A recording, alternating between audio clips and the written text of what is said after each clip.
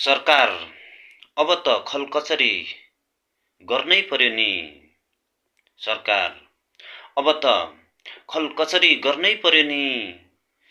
सुविधामा दुविधा भएपछि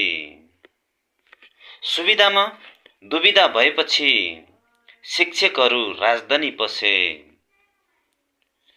सुविधामा दुविधा भएपछि शिक्षकहरू राजधानी पसे। सडकमा बसे आधा पेट खाएर।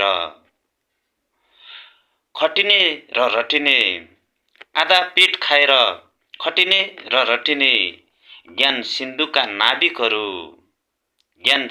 नाविकहरू यात्री तार्दा तार्दै जीवन सिद्ध्याउनेसँग खेलबाड नगर्ने कि। ज्ञान सिन्धुका नाविकहरू यात्री तार्दा तार्दै जीवन सिद्ध्याउनेसँग खेलबाड नगर्ने कि। सरकार अब त खलकचरी गर्नै पर्यो नि। सरकार अब त खलकचरी गर्नै पर्यो नि। तिम्रा शिक्षकहरू सातु खाएर सास फेर्न नसकेपछि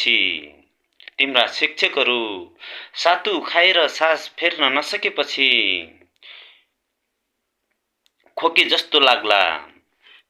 तिम्रा शिक्षकहरू सातु खाएर सास फेर्न नसकेपछि खोके जस्तो लाग्ला। यो कविताले तिम्रो टाउकोमा ठोके जस्तो लाग्ला। तर शिक्षकको कुरा सुन्नै पर्यो। ऐनको आँचल बुन्नै पर्यो। शिक्षक सडकमा निस्कनु।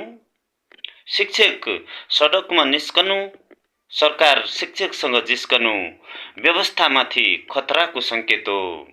सरकार अब त खलकचरी गर्नै पर्यो नि। सरकार अब त खलकचरी गर्नै पर्यो नि। नमस्कार, धन्यवाद। देवप्रकाश सिंह।